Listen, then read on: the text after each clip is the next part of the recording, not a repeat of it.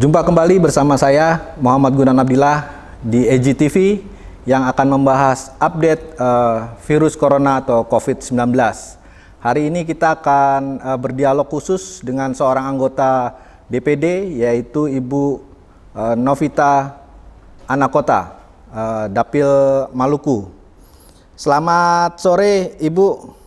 Selamat sore Bapak. Ya, kita akan bincang-bincang sedikit nih tentang pernyataan yang baru saja Presiden Jokowi keluarkan tentang pembatasan sosial berskala besar PSBB yang mengaitkan dengan Undang-Undang Nomor 6 Tahun 2018 tentang karantina kesehatan. Cuman memang masih banyak pro kontra dari masyarakat. Ada yang mengaitkan dengan Perpu tahun 1959 tuh nomor 53. Nah, menanggapi pernyataan Presiden, Ibu sendiri bagaimana menyikapinya? Pertama-tama saya apresiasi dengan apa yang sudah diambil oleh pemerintah ya, langkah-langkah melihat kasus COVID-19 ini cukup signifikan peningkatannya. Walaupun memang kita sadari bahwa dari keseluruhan negara mungkin hanya 2 negara yang mempunyai angka COVID signifikan cukup menurun, yaitu Cina dan Korea. Masalahnya di sini adalah apakah Indonesia akan mengikuti treatment yang sama dengan kedua negara itu? Bagi saya itu tidak mungkin. Mengapa? Karena karakter sosial, politik, ekonomi, budayanya pun sangat berbeda. Nah, menyikapi apa yang sudah diputuskan dan diambil oleh pemerintah terkait dengan pembatasan sosial skala besar, kalau bagi saya tidak setuju kalau acuannya adalah Undang-Undang Darurat Sipil. Saya lebih setuju kalau itu dikaitkan atau acuannya adalah 2 undang-undang terkait dengan Undang-Undang Kebencanaan tahun 2007 dan Undang-Undang Kekarantinaan tahun 2018 nomor 6. Mengapa? Karena di situ betul-betul ada jaminan dasar bagi kehidupan masyarakat di Indonesia. Memang betul untuk memutus mata rantai penularan daripada COVID-19 selalu dianjurkan untuk stay at home. Itu saya sangat sepakat. Tetapi bagaimana pemerintah dalam hal ini negara harus hadir memfasilitasi masyarakat kita yang rata-rata mempunyai ekonomi yang cukup lemah, kemudian bagaimana negara hadir untuk memfasilitasi para buruh ataupun pekerja dengan upah harian, itu yang betul-betul harus dipikirkan.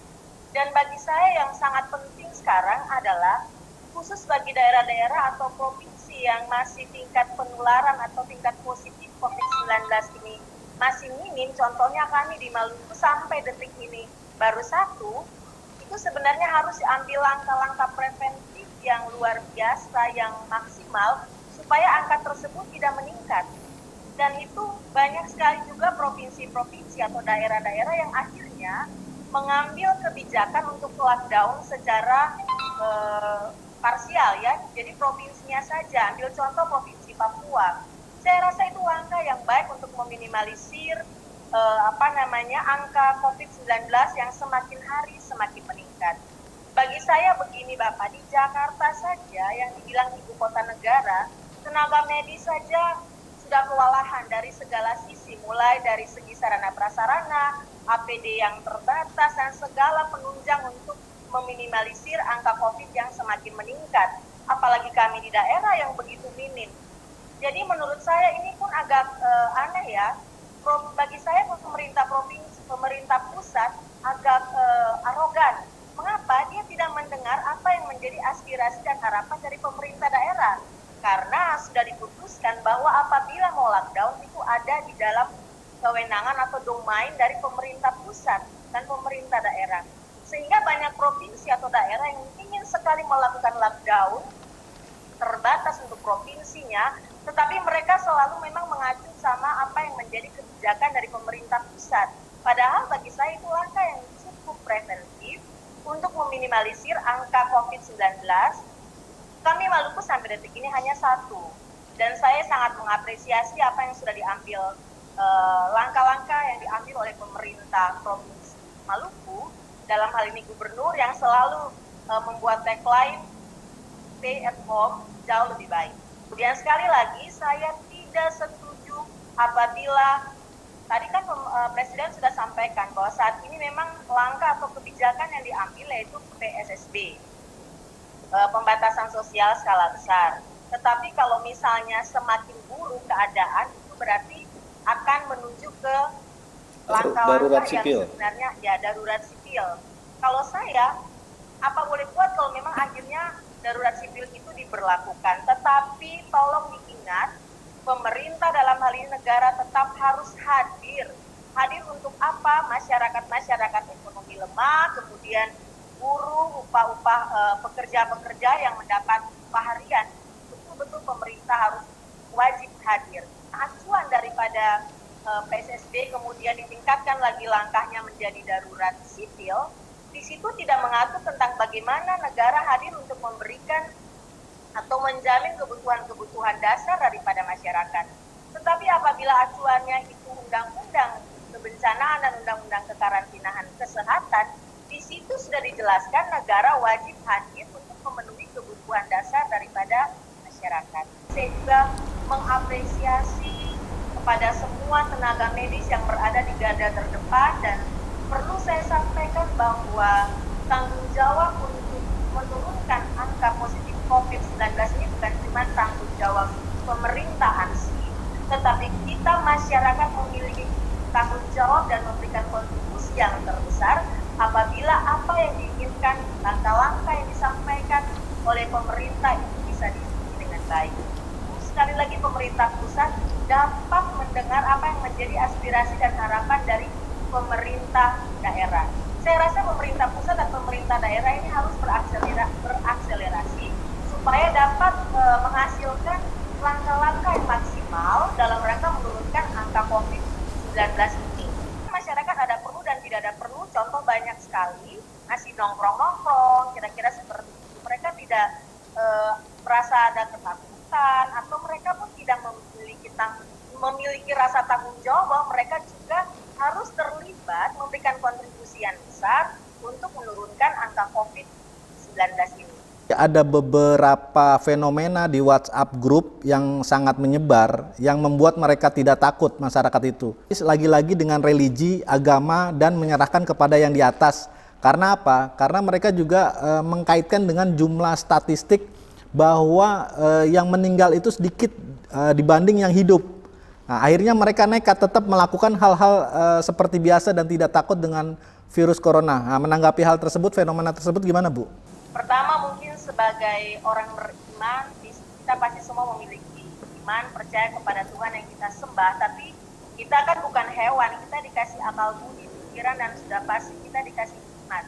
Untuk tahu misalnya ini ada bencana di depan atau ada peperangan di depan, kenapa kita harus masuk ke peperangan itu?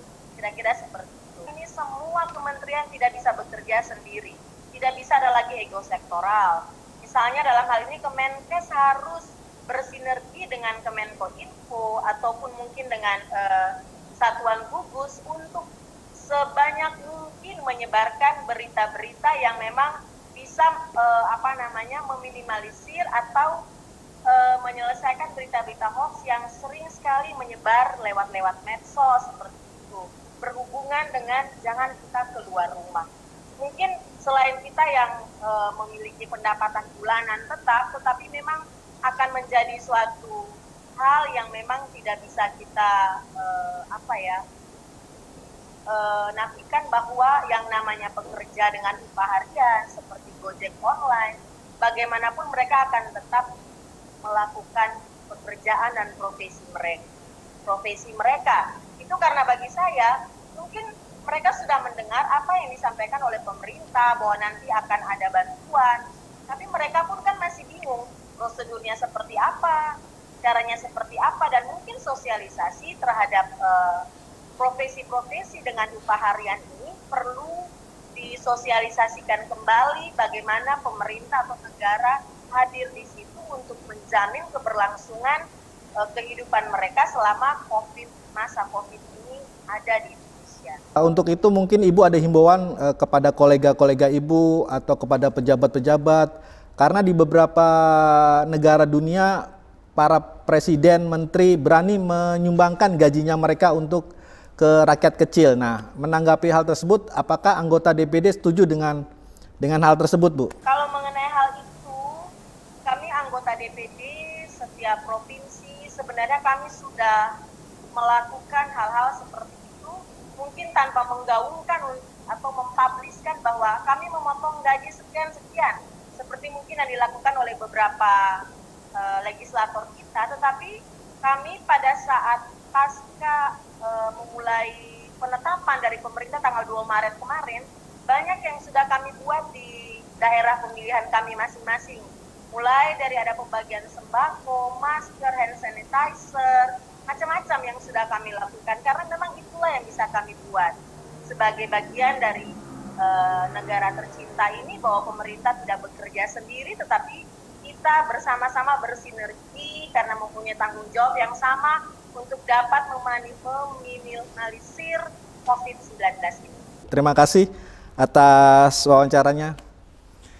Oke, demikian wawancara dengan Ibu Novita Nakota, Dapil Maluku. Semoga bisa bermanfaat untuk pemirsa semua. Salam Indonesia, salam sehat, kita bersama lawan COVID-19, semoga cepat berlalu.